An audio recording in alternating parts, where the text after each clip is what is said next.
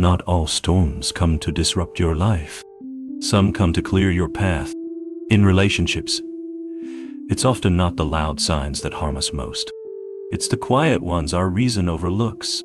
We see the red flags, but out of fear, loneliness, or a mistaken judgment, we ignore the data.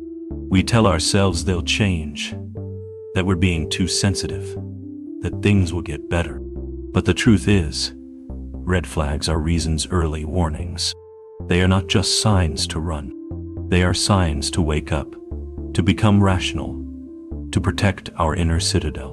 Today, let's talk about 5 red flags you should never ignore in relationships. Through the lens of Stoic wisdom, the first red flag: consistent disrespect, especially when subtle. It might be offhanded sarcasm, jokes that make you the punchline, or dismissiveness when you try to express yourself. Over time, these moments accumulate, and you start shrinking. You doubt your own judgment. You become quiet, not because you are tranquil, but because you no longer feel your reason is valued. A relationship should be a space where your character is respected. The Stoics taught that we are social animals, meant to live in community. But community without mutual respect is just chaos. Seneca wrote, "I shall show you a love potion without drug or herb or any witch's spell. If you wish to be loved, love."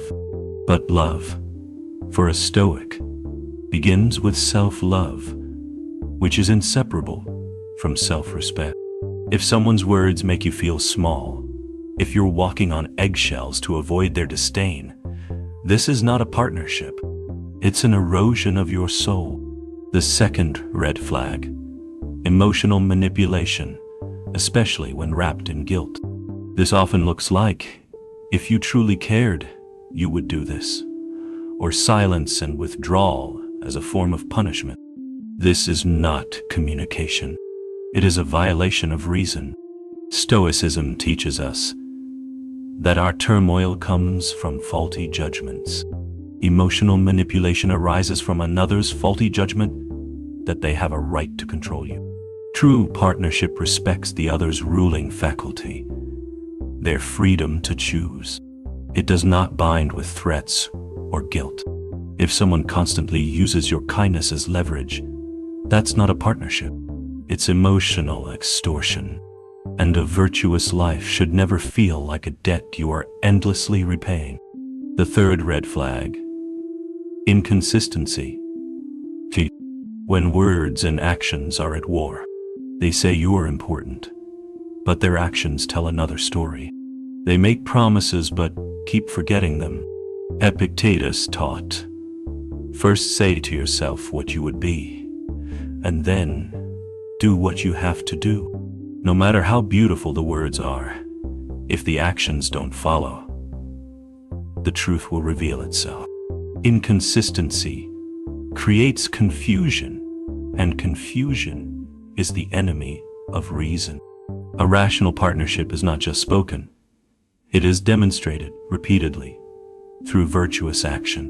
If someone's affection feels like a riddle you're always trying to solve, you may be clinging to a potential that doesn't exist in reality. And potential is not a fact. It is only a hope, an external indifferent that has no bearing on the present truth. The fourth red flag: refusing to take responsibility. When someone constantly blames others for their problems, refuses to admit when their own judgment was flawed, or becomes defensive when gently confronted, it creates an emotional wall. Arguments never lead to solutions. They lead to blame cycles. You become the emotional caretaker, always smoothing things over. But Stoic wisdom teaches us that the mind is the forerunner of all things. True peace begins when we take ownership of our own judgments and actions.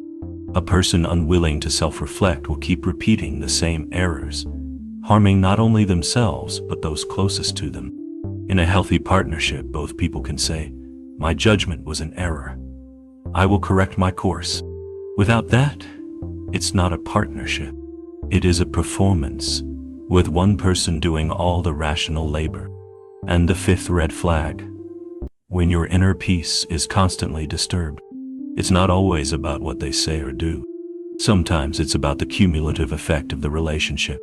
You might feel anxious, drained, or disconnected from your own ruling faculty.